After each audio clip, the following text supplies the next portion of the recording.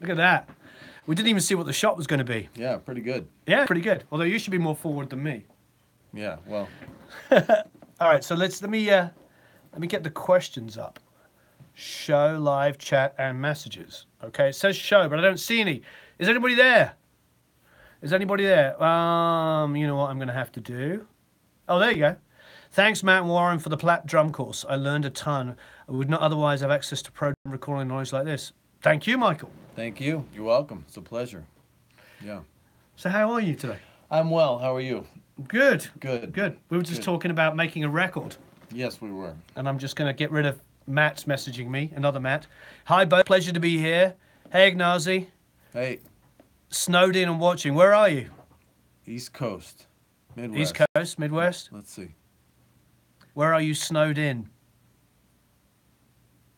Nashville. Nashville, really? Yeah. I haven't been following the news in Nashville. Yeah. Yeah. Billy Sheehan posted this morning he had snow on his patio. Really? Yeah. Yeah. Very nice. Yeah. How's Billy finding Nashville? Good. Good. He loves it. He loves it. Yeah. He's having a good time. Can you And, check the sound? He just dropped his thing. So. He's having a good time there? Yeah. Yeah. Him and his wife and all the nature, and they got all these critters visiting them in their backyard. And, Right. And he's got a nice big kitchen. He loves to cook, and yeah. So I think they're really having a good time. Very nice indeed. Yeah. Oh, we got a nice. So, what do you think about the whole? Should we call it an exodus? The sort of move to Nashville. It's interesting because a lot of our friends are moving, Mhm. and I think there was a little one to Vegas maybe like 10 years ago or so. I remember that, yeah. You know, and it's always like, where can I be close to an airport, Mhm. but still, you know, have some sort of career? You know, in Nashville, there's a huge music scene. It's mostly country. Mhm. So what I think is interesting is I've talked to a lot of guys, and they say, you know, we're going there, but it's a country scene, and it's a deep scene that's been around for a long time, and so it can be challenging to get in. Mhm.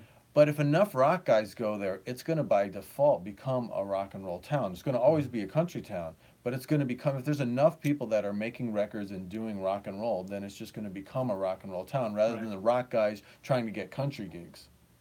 You know, Although it does seem like a lot of country sounds like rock music now.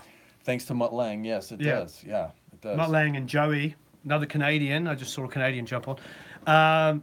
Joey, who used to do all the Nickelback records, has been making albums there. Yeah, yeah. So, what do they call it? Bro country?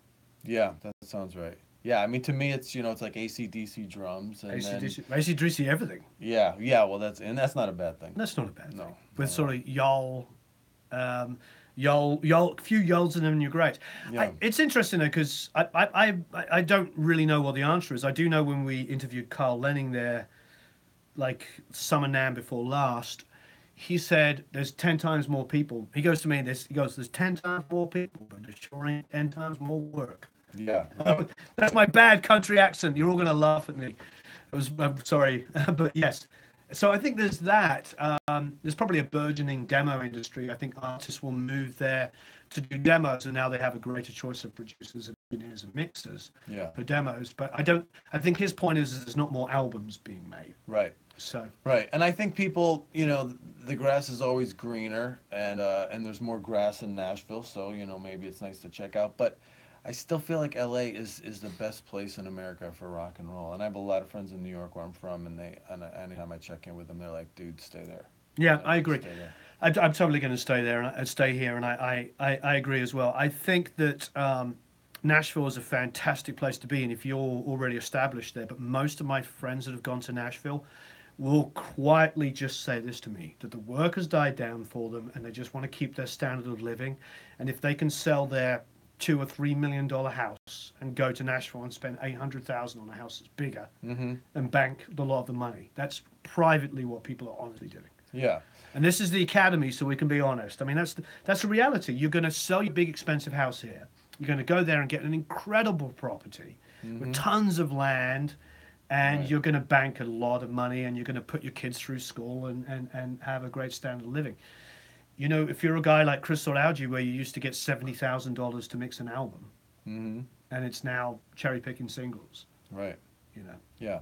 And of the guys that I know who live there, like off the top of my head, Troy Luccketta of Yep. Tesla, Chris Frazier, Foreigner, Billy Sheehan of Mr. Big and Sons of Billy Apollo. was a weird one. I was surprised. Well, yeah, and I could tell that for him it was he was comfortable doing it, but he's got a lot of history here, you know. Yeah.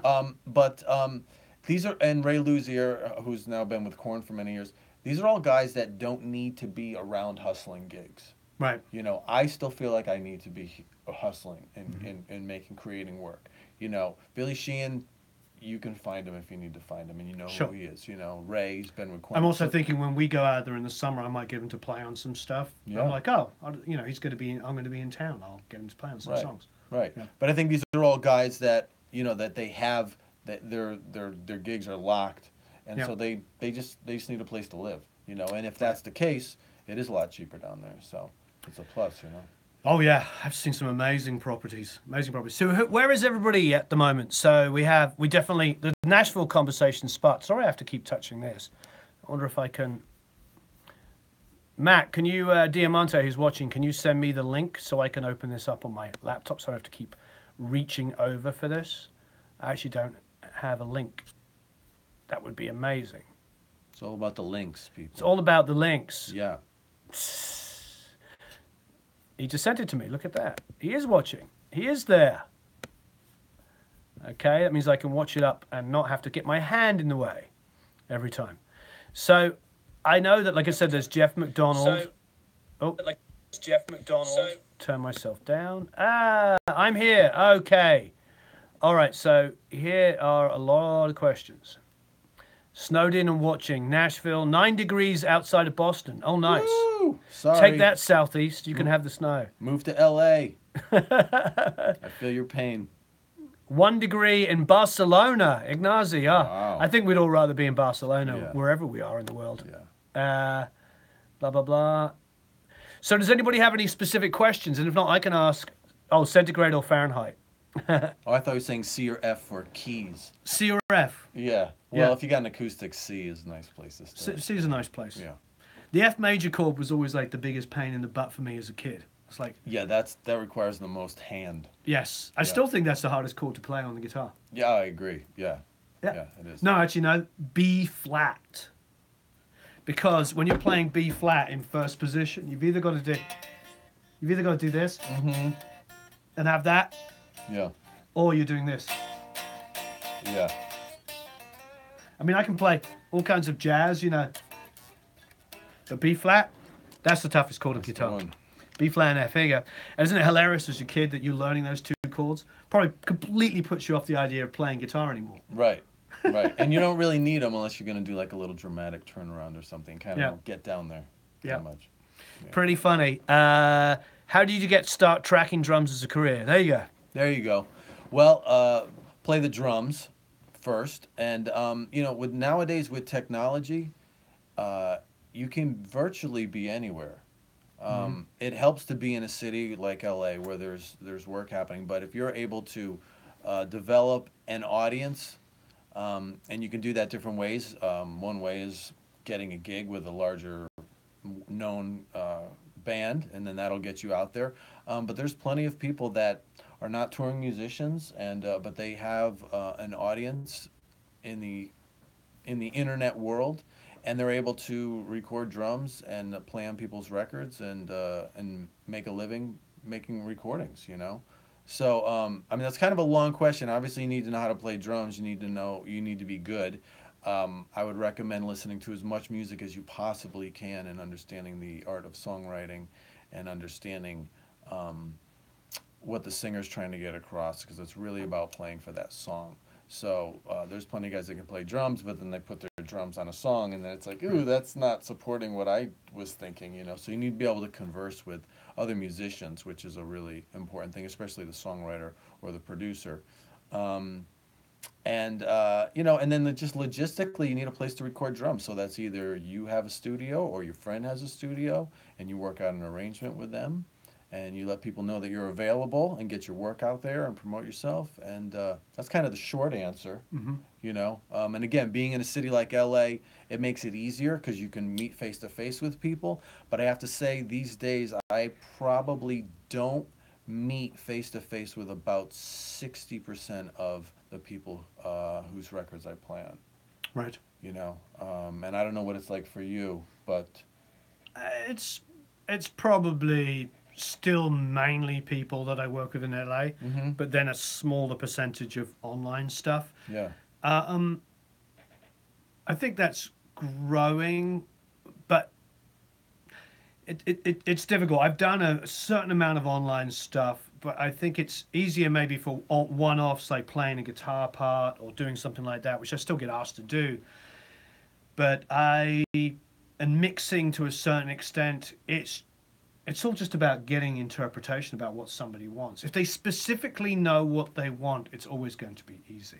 right, right, But yeah, it does get really difficult when you're not face to face and you can't sit down with somebody when they're it's that's where it comes down to. That's probably the biggest discussion about this is the psychology of dealing with artists. yeah, yeah. Especially, and you're dealing with the artist on every single aspect. Hmm. I'm just dealing with him on one, which is the drums. Sure, So, and typically they're a fan of what I do. So a lot of times I go, just do what you do. I love what you do. But on this part, I maybe hearing some toms or something. But so, sure.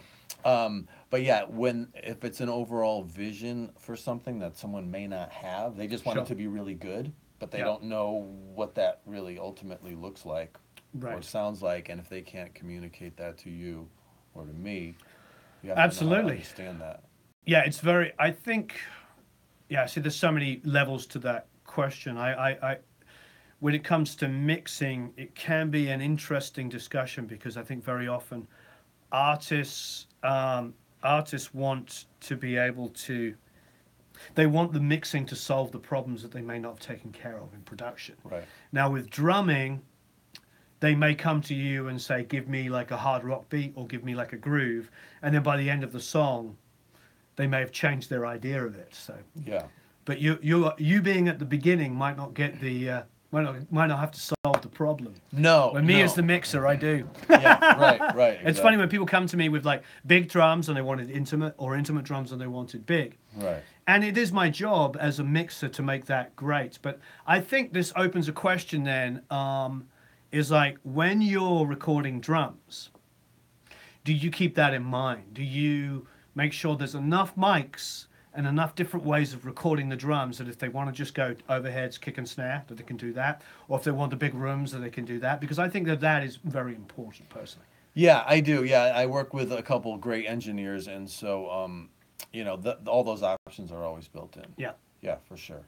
And I think I kind of have again a general sound that I do, so that's built into there. But my choice of snare drum can affect things. You know what I mean? Because I could have a dry, thuddy, low tune thing, or I could have a high, open, crack of a Sure. snare drum. So that can be something that is changeable too, depending on the I've track. found that very often a snare drum that sounds good in a room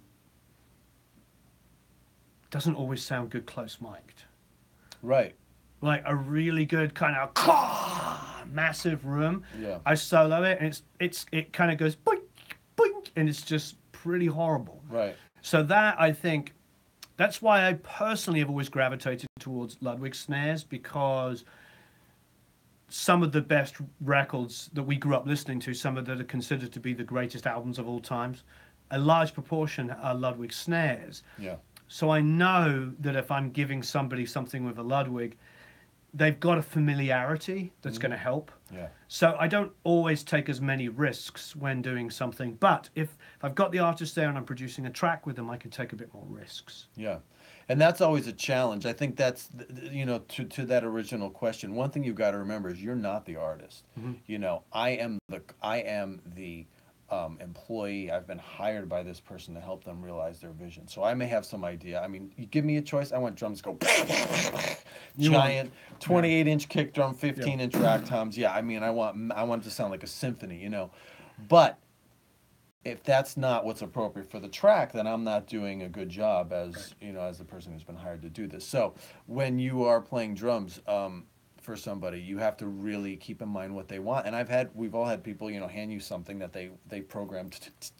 Yep. And I'm going, okay, I don't have 8 arms, so how can I actually do this and Sure. give them what they want? Now I might tell them, listen, it might be better if we kind of streamline this and to get your point. But sometimes they want what they want, and so I have to you have to put yourself aside and understand that if you have some creative desires that you need fulfilled, then you get a guitar and write and be the artist. But when you're the drummer, you're an employee. So it's like you go make the french fries and I'll go make the hamburgers. And that's your job. And I'm not demeaning it, because it's an honor that someone would Sure. entrust me with, I want you to put drums on this song I wrote about the girl who ripped my heart out. Like that's an honor to do that, and to get paid for that on top of it. That's, I mean, that's it. So I'm not making light of it, but it is a job, and I'm hired to do that job. And so it's helpful to think of it like that, to take my ego and the artist card is such an excuse. Can we swear on this? Okay, I'm not going to go nuts, but it's such a ticket to be an asshole. Sure. I feel artistic. No, you're being a jerk. You're being hard to work with. Yeah. Or you're Yeah. being passive aggressive by saying, well, I'm not really feeling this.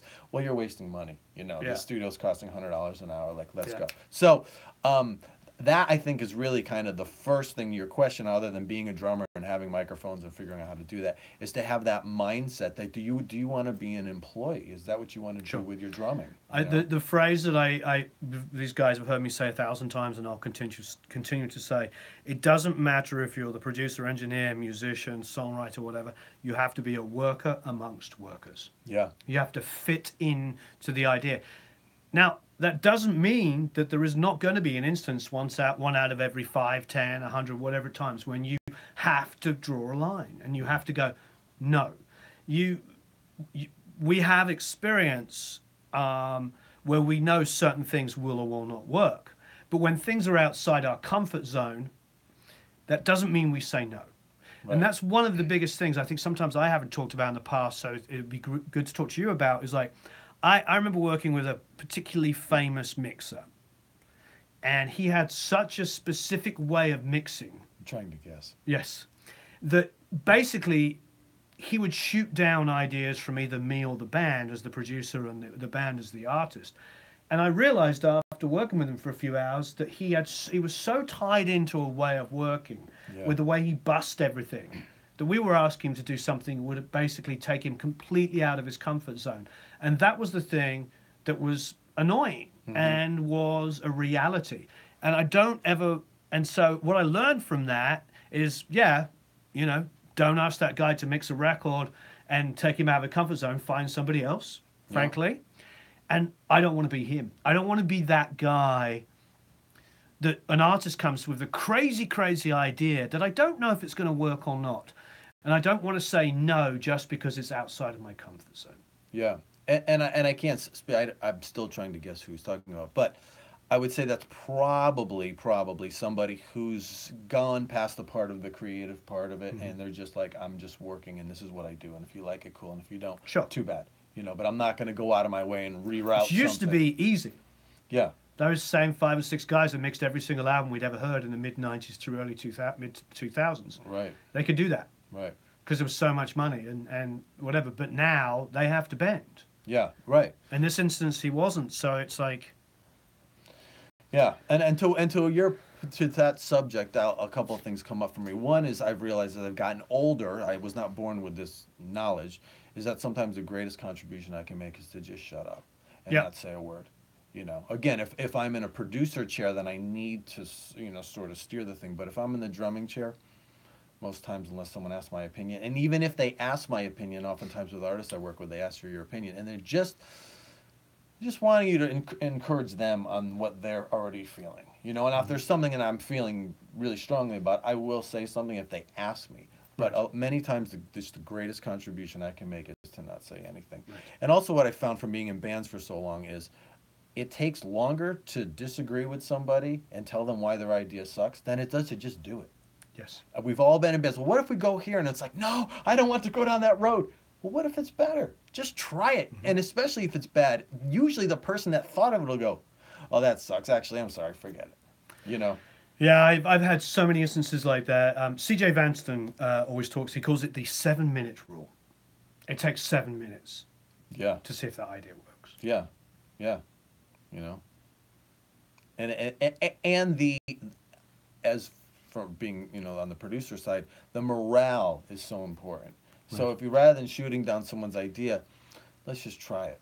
Right. And okay, now we don't. Okay, well, then we move on, and then that guy feels validated, and you can just keep Brian rolling. Lucy says positive compromise. I like the idea of positive compromise. However, it can be misconstrued. One of the fears I have, having actually experienced this on some big levels, is like sometimes compromise is not good.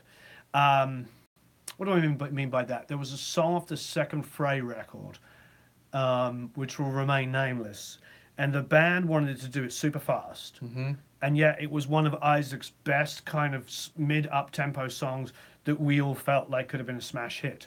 The problem was there was three of us in a production team because there was Mike, Aaron, and myself, and even though I was the engineer on the record, I had as equal input, and it was like I was working on the guitar lines, I was sitting there with David doing, I was working on the drum parts. It was just one of those records, you know. Yeah. I got brought in because that's what I do. And I felt, and so did Mike, very strongly that this was a missed opportunity for a massive song. And Aaron and the band, or the majority of the band, all of them felt like this was more of an art piece. And what we ended up doing was splitting the tempo. And how did that work out? It's a generic song on a record. Right. Yeah. It's not a fast artsy song, and it's not a mid up tempo smash hit. Yeah. And in all reality, one or two would have been great. Mm-hmm. Instead, it's a sort of slightly overlooked song. Yeah. Right. So, what do you think in those instances? How do you take that where you think one thing, the artist thinks another way? Do you defer to the artist, or do you stand your ground up until a point? It would depend what my role was. I mean, if I'm in, What if you have a strong opinion? Because well, I think it's more of a question of like you feel very passionately that they give you an idea and you're like, no, no, no, no. I know that I can bring something to the table because I think we've all had that experience. yeah. I know I can really take this up to the next level. At what point? Yeah, I think as a drummer, I would just express my opinion and just express it, just sincerely. I feel this way, and leave it at that. Right. If I'm in the producer chair and it's like, man, we could really get a lot more out of this, and if I'm not one of three and I'm, Yep. I'm the guy, I might even say like, hey, let's do a piece of, if everyone's playing together, like let's do a piece of both. Just something to kind of move it along. Another thing I've used, and this is a secret I'll share with you, with drummers or with anybody really, is to say, because when I hear a song, just instinctively I hear the drums, and they Mhm. can go a few different ways, but I usually hear what I hear.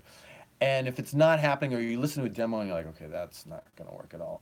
Okay, we'll deal with that later. And then I'll say, there was another time when we played this, and you did like a thing where you went ba-da-dum dump. I'm like, really? Yeah, I was like, did it? It was super cool. Like da-da-dum dum. Yeah, yeah, yeah. That's it. Try that. Do that, and then play. And they go, that's amazing. That's great. I did that. Yeah, it was great. Yeah. All right. And so anyway, that is a bold-faced lie. But you know what?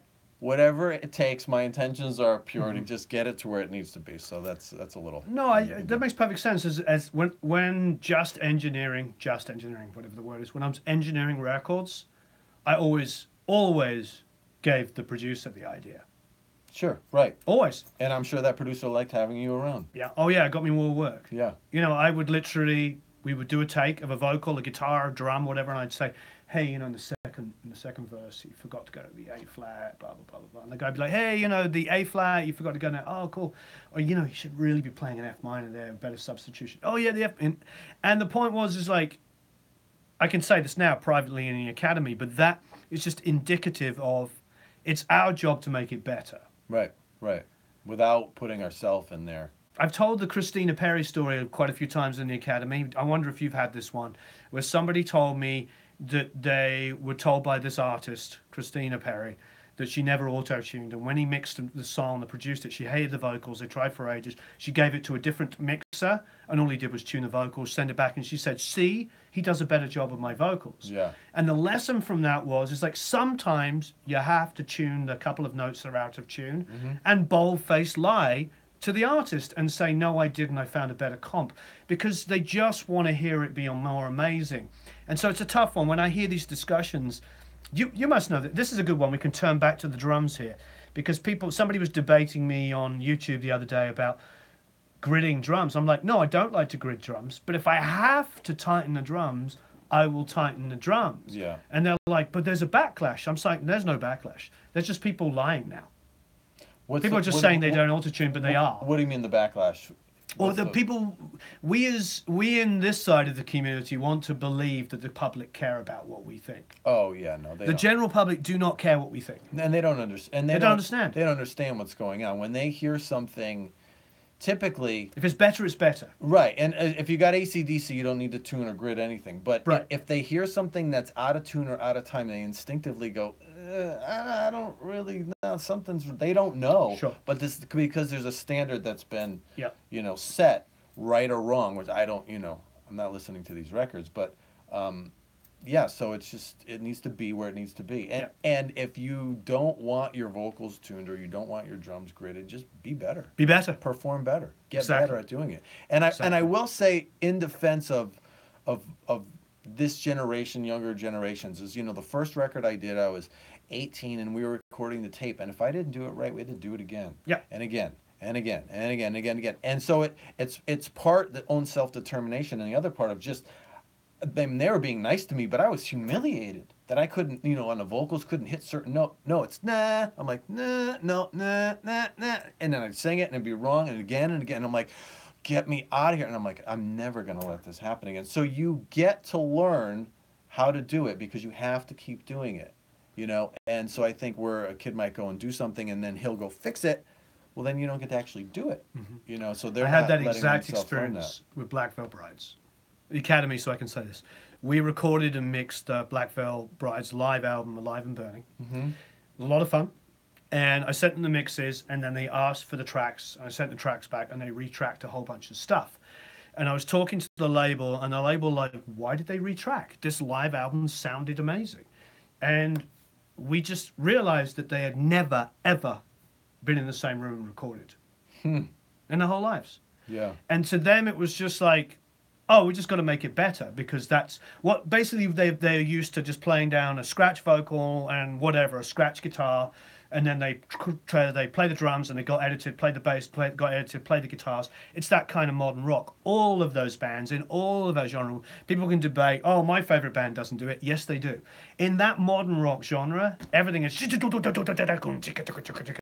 and sometimes the bands, I was talking to Josh Wilbur about this, when he's doing those Trivium records, they don't even record live drums. On the Trivium albums, they're playing pads, triggering MIDI sounds, and then they edit the MIDI to the right dynamics and the right timing, and then they trigger the sounds. Wouldn't it be easier to just hire Phil Rudd? Or me, or Josh Freese, or somebody? Yeah, I think Josh Freese is that kind of drummer. I've recorded him a couple of times, and my love-hate for Josh Freese is he's a great drummer with no feel. His feel is perfection. And it's not actually what I'd rather have a drummer that pushes and pulls time. Yeah. I'm starting so many bad rumors here. You guys are really getting your money. You're really getting your money's worth on this one, yeah. It's like, but that's the reality. It's like, we need to stop pretending that there's this sort of like bunch of geniuses that run around. It's like we do what we're supposed to do to get the results that we're supposed to get. Yeah. And kids want to think that there is a genius sitting there playing like at 280 double kick drums and all this kind of stuff, and when they go live, they're either listening to tracks or they're bummed that this guy can't pull it off night after night, because there's a certain amount of humanity that can't go every single night. Sometimes your foot's gonna flam. It's just Yeah. The seat in front of you on the flight to the gig was a little close and you're cramped up. Yeah, exactly. That happens. We're all humans. Yes. And anyway, I'm off on one of my famous tangents. I think the reality is that we have to do what the artist wants, and sometimes as you were intimating, you have to kind of like tell a little white lie because you need to give them something that's great. Yeah, I think that in the end, if the product is what they want, then that's the most important thing. You Yeah, know, they don't have to see how the donuts get made. yeah, You know what I mean? I mean, if they want to, but and some artists don't care. You know, they'll just. I mean, some of the classic singers will just come in and cut the vocal and be like, "I'm done. You fix it. You know, I'm out." I mean, John Lennon was like classic. yeah, There's so many stories of like, I want to do the whirly thing for Tomorrow Never Knows, and he goes, "Well, how are we going to do that?" He goes, "I don't know. You'll figure it out." yeah. You know what I mean? And so there's just examples like that. But yeah, and I think with this day and age too, that more artists are by default engineers because they can just get a computer and go record and start Yeah. writing and recording, which is cool. But then you get your hands into too many pies. I got a question for you. Do you think that's a good thing or a bad thing? Because I know anytime I've tried to record myself, it's maddening Hmm. because I'm trying to be the artist and then I'm trying to be the technical guy. Ooh, maybe one more dB of this. So, do you think that that's ultimately a good thing for the art or not? I think if you've got a static setup where you have spent the last X number of months, possibly even years, developing a really incredible sound, Mm-hmm. you've got your kit, you know how to tune it, you've got five different snares and different tunings and different feelings, you know how to get the best out of your toms, you know your different cymbal set to use it, and you know how to record it, and literally all you're doing on your iPad is pressing play and record. Mm-hmm. I think that's great. I really do, Yeah. because I feel like I have a setup which is permanent. Mm-hmm. Most producers I know now have permanent setups, and that doesn't mean we're tied into one way of doing things. It just means that we have an immediacy, that we can get going immediately and change out something and make it happen. I think that you come as either a musician, engineer, producer, whatever it is, with a certain high level of expected, you know, understanding that you can just get from A to B quickly. That's why one of the biggest debates I have, you know, where we're talking about you just got to make it great. The other one is you've got to have a massive skill set, which means you've got to know how to make those three mics work for the Glyn Johns technique. Yeah. You've got to know how to, where there's one mono room mic in that room that could just be the sound of your kit. Mm-hmm. These are things I expect. I expect if you're sending me some drum tracks that you've done independently for the drummers watching, is I want one mono room mic that's going to sound amazing. Mm-hmm. I want in phase overheads that I can get a beautiful vision of your drum kit if I want it to be more natural. Mm-hmm. Sorry. Can you do me a favor? Can you get hold of the Matthews, and they're trying to Skype with me, and tell them not Skype me because, oh, you know what? I can shut it off, but I can't shut it off. I got to shut it off on here. Um, and we got somebody trying to Skype with us, and the problem is that it shuts off our live stream. um, So anyway, so yes, I think there's a certain amount of expectations. I will say something just to go back to an earlier point, even though, sorry, I'm talking too much. Um, I want to say that I did a record, yeah, well renowned. I did an album from an engineer where a drummer sent me some drums, and it was for a big record, and it was recorded with a famous engineer. Um, famous engineer. Can you just email them because they're emailing me? Let them know. Um, so the with a and they had taken a sound replacer of a snare, and instead of putting it as a separate sample, they did the old school way of using sound replacer and put the sample inside of the snare drum track itself. Mm. And I said to them, "Oh, can you put the sample separately?" And they're like, "No, that's not the sample. That was the way I recorded the drums." And it was foolish. Yeah.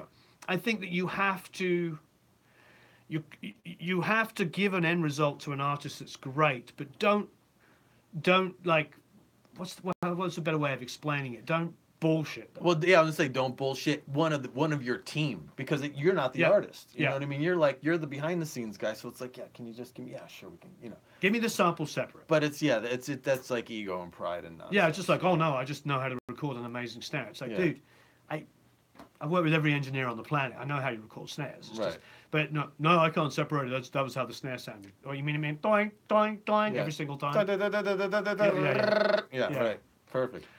So it's like, I think a lot of this is common sense. It is, but as you move forward, I think things get introduced, like the discussion of money and the concept of business and wanting to get more work and thinking about who you need to be to get more work. Right. Who you want to present yourself as, and ego and fear and all that kind of human emotions kind of gets mixed up in there. And maybe I'm sending my drums to Warren Huart, and I don't want him to think that I'm not a consistent drummer. So no, that's just how it is. But in fact, I end up sounding like I don't know what I'm doing. Hmm. And I will say to that, I've not often, but I do meet people that want to impress you. So they're trying to act what they think a rock star or a successful musician acts like, rather than just being a normal person, which is what successful rock stars and Well, I musicians think are. that's what I'm really trying to do here and do with these guys here is break down some of this stuff. I remember, and maybe you can give us some war stories, but I remember working on Islands in the Sun by Weezer, and I had to edit the bridge, and JJP was like waiting down the street to mix it. And I'm like super nervous, and Rivers is like sitting here with his face. He's a close talker, it's really uncomfortable. And he has his face here, Rivers is there, and I'm editing the bridge of this song. And I had just been hired to do digital editing stuff, and the album was already out, and this was like a big deal. And I remember having the tracks and going, these drums, I mean, Pat's a great drummer, don't get me wrong, but I'm like, these drums don't sound that good. They didn't sound bad, don't Hmm. get me wrong. But I remember this was at a point in my career, maybe it was 2003, I think, 2002. It's a long time ago. It was a point in my career where I was like just editing and engineering bigger records. I produced stuff, but I hadn't got my name on a big record at that point. And I remember just thinking to myself, I'm glad that I get to see this. Because Right. when I read an interview with Rick Ocasek or Rivers, I think that they're gods and we are just mere mortals, and that everything is but I'm not saying it was bad. I'm just saying it was just what we do. And I think that that's what I want to try and get across when I talk about the academy. It's like it's work. It's work, and it's hard work, and it's vision. It starts with the vision, but it then next is the hard work. And I'll tell you a few things on that. I'm a huge Kiss fan. I saw them in 1979 when I was in fourth grade, and I only saw them as being perfect. They got the makeup, they got the costumes. It's kind of hard to take a bad picture when your face is painted in black and white. Sure. And then, so I would put bands together, and I'd see our photos, and my God, we looked horrible. We weren't there yet. And I saw a picture that Bob Gruen had taken of them, and Paul Stanley had on black jeans, and then Peter Criss had on a T-shirt with like a cap that was done in like rhinestones, and they essentially looked terrible. And I was like, oh, thank God, because I thought they looked perfect from day one. I Yeah. thought they said, "This is what we're gonna do. I'm gonna be the bat. I'm gonna spit blood. I'm gonna do the fire," and they just looked amazing. And it's like, no, they had their evolution. Mhm. And I think that's always helpful too. Whenever I listen to demos of bands, and I go, "Yeah, that's not that good." It ended up being great, but thank God. Now McCartney's one that you don't really get any slack because I've never heard him sound anything less than great. But so many times you'll hear something and you go, "Yeah, they're I mean, not I remember buying perfect." McCartney 2 though and being very disappointed in 1980. Temporary secretary, Yeah, sure. I mean, he's not temporary infallible. secretary. Yeah, But when you hear somebody's demos of a song and it's not quite but he there also had yet, Waterfall on it, which is one of his best songs. so. But if you hear somebody and they're just not quite there yet, and you, like you said, you go, oh, like you're not happy that they didn't do well for that moment, but you just go, thank God they're not perfect all the time, like because you So just I think think, everything they do is yeah, perfect, you I know. think that you have to be, if you're the drummer, engineer guy, you have to be a mini producer. Because when I think about all of this, the overriding thing that I realize as we're talking is that the difference between a lot of records being made by people in bedrooms and small studios and final results is the production itself. Now that might sound really obvious. What I mean is like Rick Ocasek took those engineered drums and he worked on that arrangement and worked on that song with Rivers, and that song was a massive worldwide smash. Hmm. So what he did is his production, honestly, and it was his production because the bass player is one of my best friends, so I know the stories behind those records. The production was incredible because he was able to get the best out of the situation. Now, was it the best engineered drums I've ever heard in my life? No.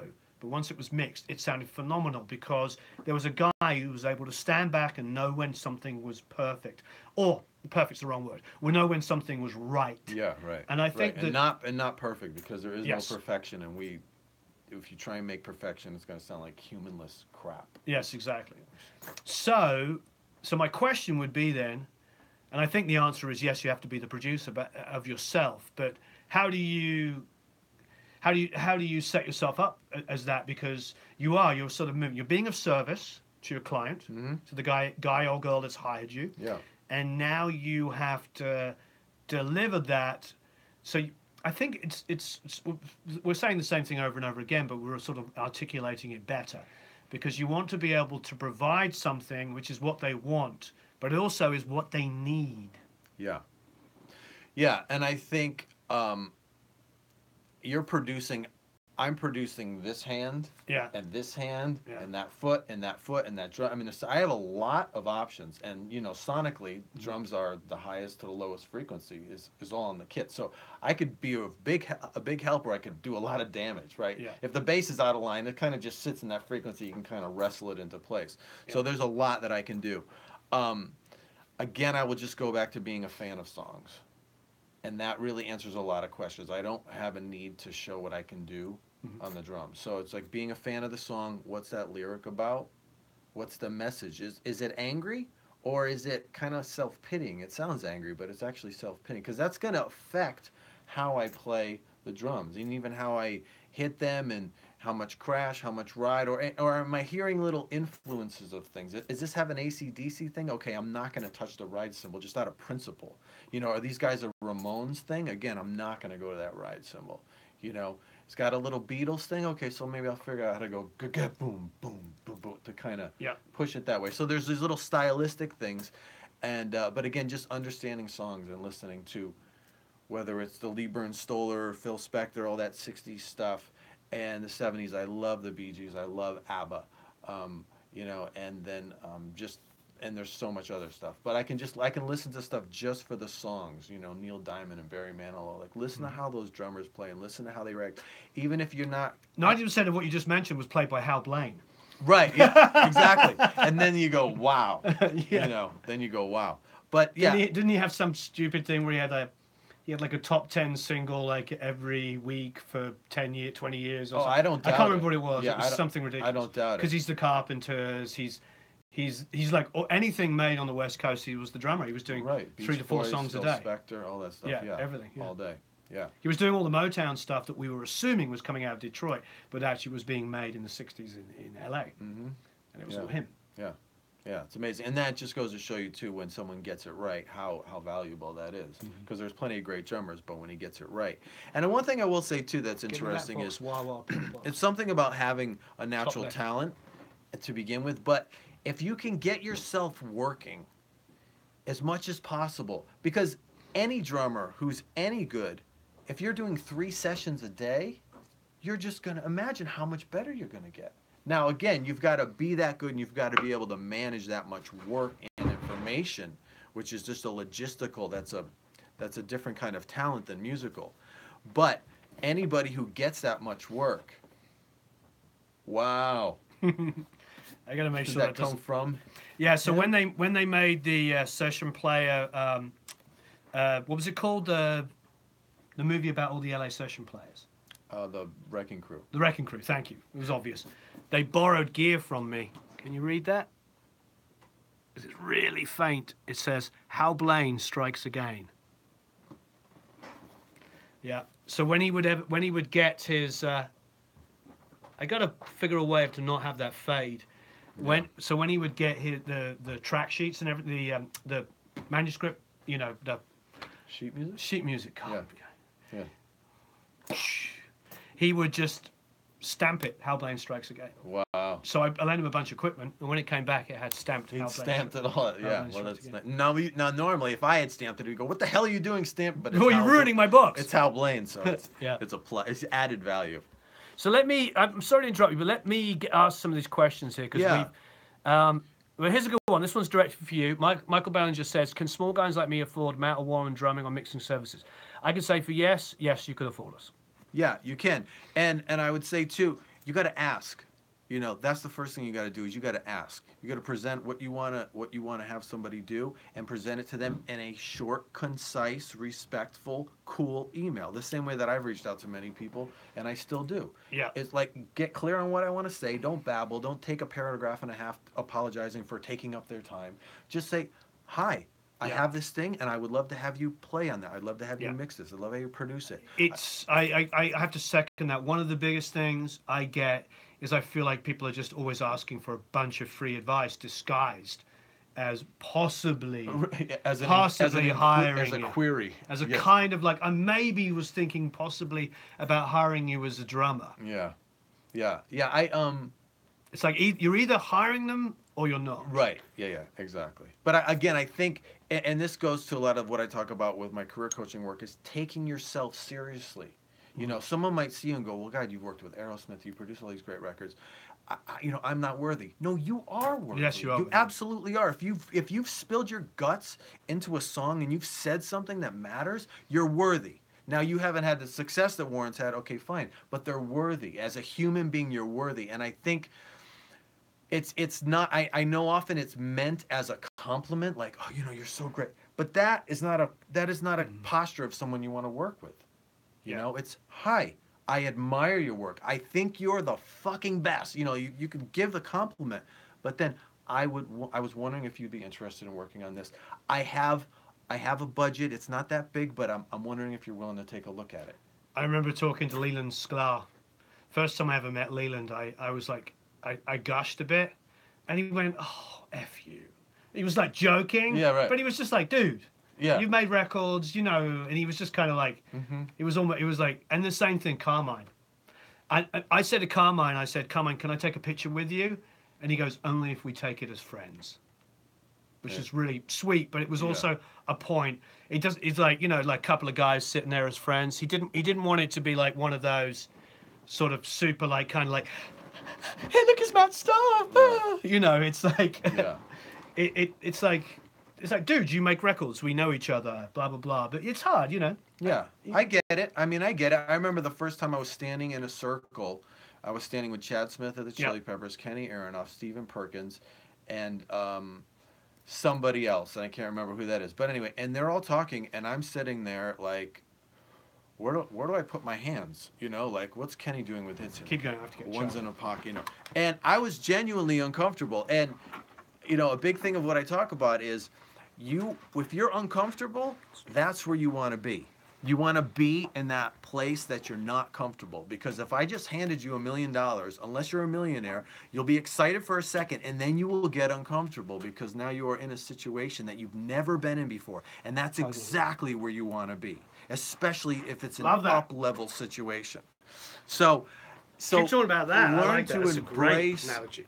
learn to embrace that discomfort. Again, if someone gets you in an alley with a gun, run. That's not the discomfort I'm talking about. But what we do is we equate the discomfort with things that we don't want and things that are bad. Now, that's not true. Okay, I grew up, one of the first records I ever got was Cheap Trick Live at Budokan. It's a great record. I love it. That and Aerosmith Live Bootleg and Kiss Alive were like my You mean Cheap Trick live at Budokan. no, live at whatever Osaka. studio. Yeah. No, it wasn't a Oh, was it studio. just another night? Yeah. Oh, really? Jack, I don't think Jack's ever told me that I can't tell anybody this story, but so I'm going to tell you. Do you not know the story? No. So they did. They went to the Budokan and Osaka, Mm-hmm. and they recorded 2 nights in a row. Yeah. And when they came to mix, they pulled up the Budokan tapes, and they were totally unusable. Oh, whoops. But they had recorded Osaka, so they mixed Osaka and put that out. So Live at the Budokan, the original vinyl copy is actually Live at Osaka, but it's called Live at the Budokan. Yeah. Because they filmed it. Now, eventually, they're like, "Oh, we need to put out the movie Yeah. of the live footage." And they came to Jack and they went, "Hey, Jack, so we're gonna put the Oh, movie out." And yeah. Jack was like, "No, you're It's not. not going to line up. This is not going to line up because it Wow. wasn't cut to a click." Yeah, sure. But the technology is now advanced that they went back to the Budokan tapes where everything was kind of like, I think it was bad positioning and drum mics and all this kind of stuff. Yeah. And they could now pull the snare out, maybe take one of the live snares and lay it against others. You know, they could do trickery Yeah. to keep the integrity, because the original recording is totally live. They never replayed it. Yeah. It's not like which is the same with the Aerosmith live bootleg live album. bootleg. That's completely live. There's no fixes on that. No joke. And you can tell. Yeah, it's a beautiful, beautiful record. Yeah, I mean, it's one of the best live albums because of it. Yeah. You know, and the same with Live at the Budokan. You know, warts and all, as they say. Yeah. But only a handful of true Cheap Trick fans know. Yeah. Well, And noticed. I didn't know. Yeah. Yeah. So Live at the Budokan is actually live at Osaka. Yeah. But Live at the Budokan, the movie, the new release, last 10 years, whatever it was, is actually Live at the Budokan audio that was able to be fixed enough to be able to use. So there's actually two different shows, Yeah. both called the Budokan. Interesting. Plausible deniability. I never said that. Let's go for more questions because we've only got a few more minutes left. Yeah. If your contributions to the song changes enough, do you go from employee to collaborator? How does that work? Ooh. Well, you're an aggressive guy, or gal. I'm not sure. I'm guessing It was Matt. It's a fellow. Hey Matt. Oh hey Matt. That's a big question. You know, if you're brought in on a whole record and you're really starting to contribute, and they're bringing you in and asking your opinion, then yeah, I haven't had a situation like that, but yeah, I think there's an opportunity for a conversation. You know, It's all six of one, half dozen the other, yeah, isn't it? It's Yeah. like my opinion is, and you can give me an experience of yours, but my experience is I've been hired as an engineer on 100 records, and I always end up co-producing because I'm that guy. I play all the instruments, I get in there, give ideas, Yeah. do stuff, and nobody minds, and it makes the record great. Mm-hmm. And a couple of times I've been given a point by the artist or by the producer as a kind of thank you, you co-produced this, and I've been occasionally given co-production credits. But if I ever ask, it usually backfires. Yeah, again, It's my choice to do more. that's why I said if They didn't ask me they're to. bringing you in, you got to use your instincts on that. And to me, it's always a balance of faith, which whatever you believe, but you know, I lean on the faith, knowing just do the good work. And no, I'm not feeling it. I can't, you know. And again, recognize it. Is it straight up fear, or is it like really no? This is a bad idea, you know. And you'll get that information. You got to have people skills, and you got to have people instincts, you know. Because some people can come in, and some people can talk to. Have you had experiences though where you? Because I had an experience with a Norwegian artist who came here, and I wrote with them for 3 days and produced a song which was fantastic, and the label wanted to put out a single. Mm-hmm. She then flew to Nashville, spent 2 weeks with a guy, wrote like 3 or 4 songs, put that out as an EP, and didn't put my song on. And I was like, hey, you know, what happened? Oh, you know, there was a different direction with this guy, and he didn't think your song fit what he was doing. You know, it's the usual. Of course he did. Of course he was did. getting a piece of it. Yeah, he wasn't getting a piece of it. His And then- direction was making more money. Yeah, and she flew back to LA. It was about a year ago. Calls me up and says, "Hey, I want to do some more songs with you." And I wasn't mean. I just said I was really busy and couldn't fit her in Yeah. because I don't have the time. Now, is that's sort of me reading the situation. Now, she's a big star kind of in Europe to a certain extent, and but I didn't want to take that risk again of spending another week or two at that point because she wanted to do more stuff, getting unpaid, co-writing songs, producing them, and maybe not getting it. Yeah, right. So what are your sort of experiences like that? And well, that's a tricky situation when it's not a paid thing, because if it was a paid thing, I would just bump up the rate, you know, and just Right. you know what, I'll just give myself a little insurance, Right. You know, and and to that, you know, what amount would I be okay writing songs that never see the light of day? This, okay, yeah, we can pay that. Okay, cool. And then if we get your As soon situation, as they get you with the songwriting, though, that's a difficult one for all of you producer drummers as well. Is like, and songwriting drummers, when you get to that situation where they start dangling songwriting, it gets very sticky. I will no longer produce for free unless it's an artist I'm developing like the Matthews. yeah. And is it a situation where there was no promise that you would produce these tracks? It was just let's write and see what happens. It was that thing. There was a little bit of that, but like anything, you know, the level of excitement was so great. People loved the song. Yeah. There was like a huge excitement about it. So when it didn't transpire, especially when you have a label going, this is a single, it's like it makes you. I personally lost faith in the artists themselves because I Mm. thought to myself, I've already done a song that everybody loved and thought was a single, and the label wanted to put out a single, and it didn't even get put out. Right. So why would I keep going? I get it if it was like a B-sidey throwaway song, we'd all be sitting there going, let's do a better one. Yeah. But I, I think that's the thing with songwriting, and I think for a lot of people come up and coming, songwriting is something you want. If you are given the opportunity to co-write and a piece of the song, definitely.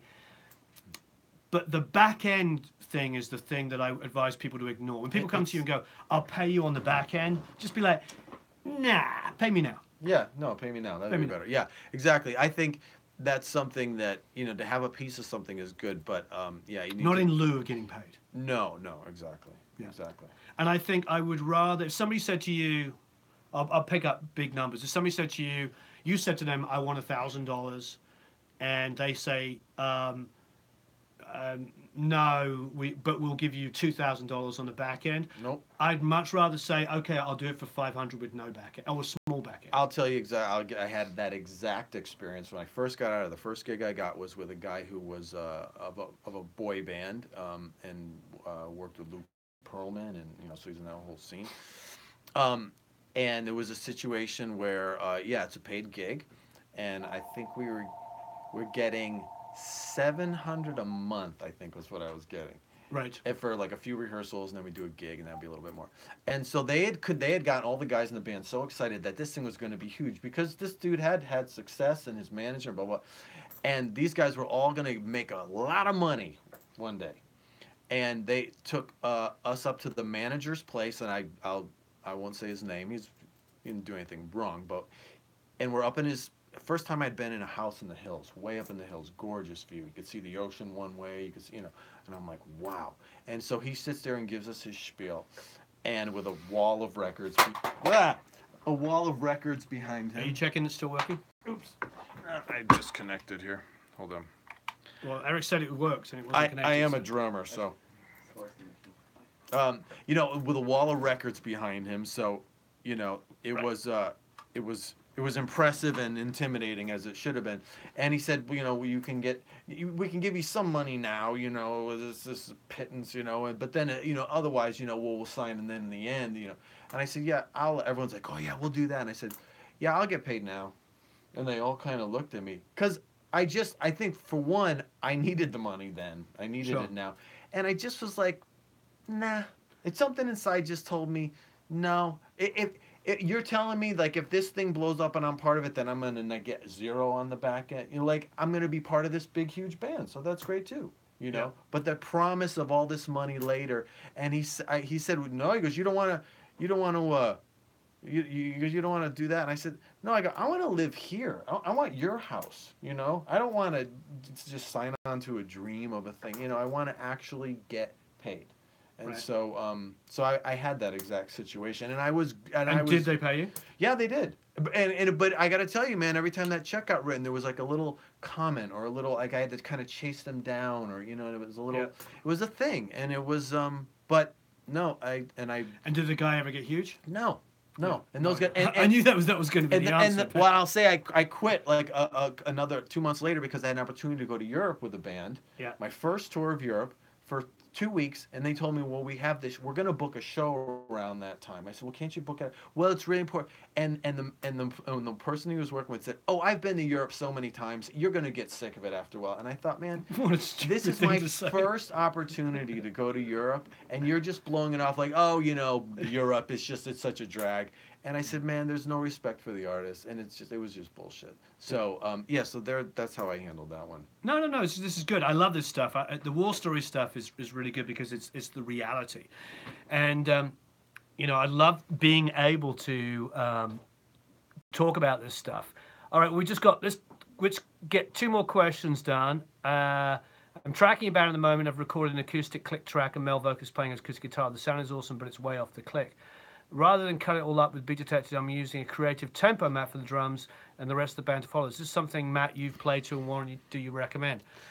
Don't put your drummer through that. No, what he's saying, you might not have used this thing, and it's interesting. He's saying that the drummer is not necessarily on the click. And if I'm acoustic, right, the acoustic isn't. no, he's saying the drummer. Oh, the He says the drummer's map not. for the drums and the rest of the band to follow. I've done that where I've loved the drum track. Yeah, And it's Yeah. pushing and pulling the time. So what you do is you create a tempo map, around that. and that becomes Yeah. the grid. Oh, And right. then it allows you, when the musicians aren't that good, to edit the drummer, edit sort of the other instruments to him. Yeah, I actually like that. yeah. But you have to be honest with yourself. I mean, are you doing it with a really good drum track? If it's a great drum track, then heck. Yeah, because most great drum tracks are not perfect. There's back to that word. So yeah, if it's the right. I drum wanted to track. say something as a musician. I remember playing bass on an album with Brian McLeod.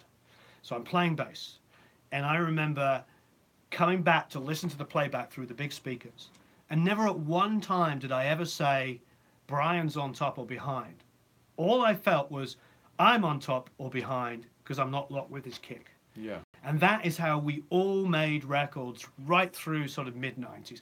Even when I was started using Pro Tools at first, what we really were doing is we were recording drums and bass on tape and then dumping them into Pro Tools. And we would like edit a couple of fills and choose a different take because we liked this drum fill, and occasionally moving a downbeat. But we never believed that editing the drums to the grid was going to make the track feel better. Yeah. I think there's certain producers like who is it? It's like who's that guy? I can't remember his name. The one that has the gold microphone in the control room. I can't remember his name. Yeah. There's a producer that has a gold microphone, and he doesn't look at the artist when he's talking. He kind of looks away and wears sunglasses. He's a really famous producer. Not Ivy. No, I can't remember, Okay. but he literally just has you sample grid everything. Everything is sample gridded, Yeah. and that's just his sound and Right. what he does. Yeah. Well, if that's what he does, yeah, you can't really argue with that. But again, I remember just sitting there in front of the speakers and everybody's listening and going, yeah, that was good. And you just trust your ears and you trust your gut, you know? And that was it. That was the kind of the final determination. If everybody was like, yeah, that felt good. It felt good. Not, yeah, that was on the grid or was not on the grid. You know, it's just, it felt good. And then as you can see, I mean, I had a session I did where I found if I'm playing boom, ba, boom, boom, ba, ba, doom, ba, doom, ba, you can pull that back. And if you play it right on the grid, it sounds like it gets too fast for my taste. And it was right before the chorus, so I leaned back on that and then did a roll that pushed it back onto the tempo, right? So we're going to the chords, the chorus, down, and I'm back, boom, and then I'm on the one. Yeah. It's intentional. Yeah. And after the engineer said, yeah, that was really good, but you see right here, You see, yeah, that's the first. and I thing. said, because he was just looking at the take. We weren't even listening back at that when he was looking. He goes, oh yeah, you see right here. I go, yeah, I know, I did that. It was, and I said, you shut off the screen and you listen to it and you tell me, because I went to the next one. You tell me if I sped up or not. And anyway, the point being, I said, look, if you want it on the grid, I'll just go play it again, because he was going to chop it up. And I said, no, don't chop it. I'll just go do it again. But the point being is that it's never perfect. It's just taste, and you've gotta. Unless you're making a Disturbed record or something where it needs to be that way, and it's a stylistic thing, I just encourage you guys to trust your instincts, and take chances. One thing I'll say, I love this discussion. One thing I'll say to everybody out here is when you think something's on top, it's usually not. Or behind. It's what was played beforehand. Yeah. People will always say to me that kick drum's on top, and I'll be like, no, it isn't. They're like, yeah, it is. I'm like, no, the snare before it's behind, so you think it's on top. Right. And it's like everything we hear is in relation to something else. Mm-hmm. And I love listening to what you're talking about. Like, it's classic Keith Moon and Bonham. Bonham would do those drag, so that it was like you'd always do those drag snare fills, and then Keith Moon would do the opposite. Right. Keith Moon would do, and he'd like speed it up. Phil, get faster. And then, so it always sounded like there was this massive, wow, there's like a bar before the next beat comes in. It's so late. It's like, no, he sped up that fill. So it felt like it was being punched in the stomach. Yeah. It's like, yeah, those little subtle tricks.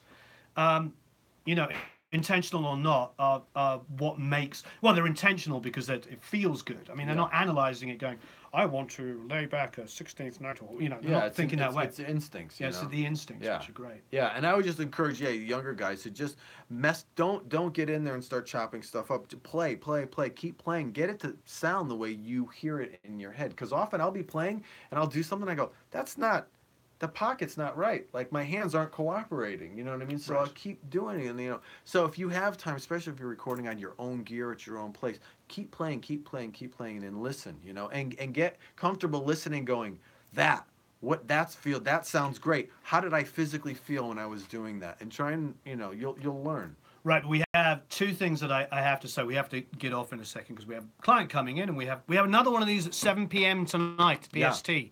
So anybody that's up super early in the morning or super late at night, depending on which way you look at it. Well, it's not super late. It'd be 10 o'clock East Coast time, but for everybody else in Europe, it's going to be super late. I don't know what it would be in Australia. We have a lot of Australians and New Zealanders. But anyway, there's two things I think that are important we have to just mention. When you're playing to previously recorded tracks, that's a whole different ballgame. Because Yeah. most of what we're talking about here is ground up. It's Right. like getting the groove, setting the groove and the feel for the band. Yeah. But often, as an external drummer being hired, you're also being hired to like play to a completed track that they may have already cut to a drum machine or a Right. click track. Right. So there, I assume you're also having to be a bit of an editor as well, because you're sitting there going, okay, I like this fill, but I'm a little behind or I'm a little on top, and they're exactly on the grid. Or, more importantly, worse still, they've tracked to a different drummer, and now you've got to mimic the feel and the groove Right. to make it work. Yeah, I mean, the first thing I'll do is if they cut to a click, then I'll just play to the click. I'll Right. just play right at the. Normally, where I sit is a little behind the click, but I'll just play right on top of the click if that's how they played. Right. Or if they play to a click but it's a mess, I'll find the strongest instrument and I'll play to that. So I might not even have that click really in my headphones at all, Sure. unless there's passages where there's no music.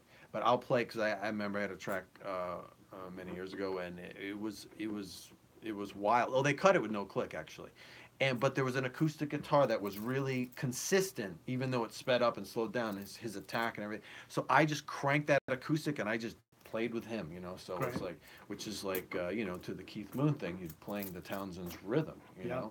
So you just follow it. So that's kind of, again, first I would just defer to the click. But if that's not making it right, then I would just find whatever the most dominant instrument is. And that's how I play live too. It's like whoever is the most dominant player, I'll play to that person. And sometimes it's not who you think it would be, or what you would think it would be. Right. But that's what I want to lock with that. It's interesting. I think of there's very, very few pieces of classical music for obvious reasons that were conducted by also the composer. Right.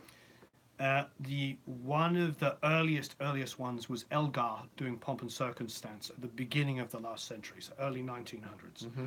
So it's not that far past. He was born before Beethoven died, so he's part of like the end of the Romantic period, and so he's one of those guys that was conducting his own composition. Mm-hmm. And if you can find it online, spend 5 minutes listening to it, because the tempo changes are insane. Now, when modern orchestras interpret, modern orchestras interpret classical music, they tend to keep it a lot more steady. But when you listen to the actual composer conducting it, their Right. tempo changes are massive. And I think it's just a good lesson. Like we play safer. We don't take the chances. Right. And Stravinsky conducting Rite of Spring, I would Right. recommend as Oh, well. I have to check that. I've never heard that. Yeah. Yeah. No, I didn't know that. So that's a good one. That's a good one for me to know. Yeah. So the last thing I'll say is, because I said there's 2 points, EDM. Now I know when talking to Ulrich, he said when they made the Static X record, the big record that had all of the program stuff in, they actually edited the programming to fit the feel of the drummer. They wanted to do Wow. something different, Yeah. and that's why arguably it's one of the best records that blends rock with programmed stuff, Mm-hmm. because the programmed stuff was given feel. And I've done records where we did that as well, and it worked really, really well when you have a drummer that you really believe in the feel. Yeah. Right. So, but you must, if you're getting EDM stuff, you'll probably find that you have to edit yourself to fit with that. They're getting you for ideas, but if they've got drum programming in already, you can get into Flam City. Yeah, and I'll give credit to my friend Mike Bennett, who's a great drummer, plays with Richie Kotzen, and he does a lot of gigs that are on clicks, not the Richie gig, but a lot of other gigs, and he's done a lot of pop gigs too.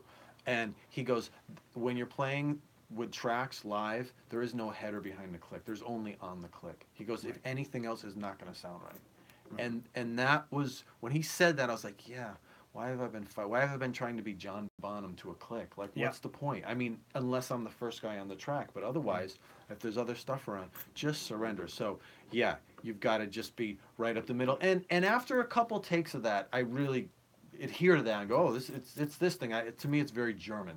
Just jump, jump, jump, jump. Very efficient, and it's not Italian. Hey, forget about it. Yeah, yeah. You know, not, Let's have another glass of wine. yeah, you Play know the what I song mean? tomorrow. Yeah. Yes, it's very, very on the mark and precise. And so, yeah, but that, I agree that's the only way to play that stuff. You know? All right, everybody. You've all been absolutely wonderful. We're going to be back this evening at 7 p.m. and do another hour then. I think what we'll do is, if anybody's coming back, is we'll spend more time directly on the questions. So think about any questions you want to ask, because there's a lot of questions that we didn't get to answer. Yeah, and I'll get to that. And I have a special, too, on my site, if I can tell Please, them, for your members. So it's for all you guys that are Pro Academy, Mix Like a Pro, or Pro Mix Academy members. For the career coaching, so if you just go to mattstarrcoaching.com, and I have a special rate there for you guys.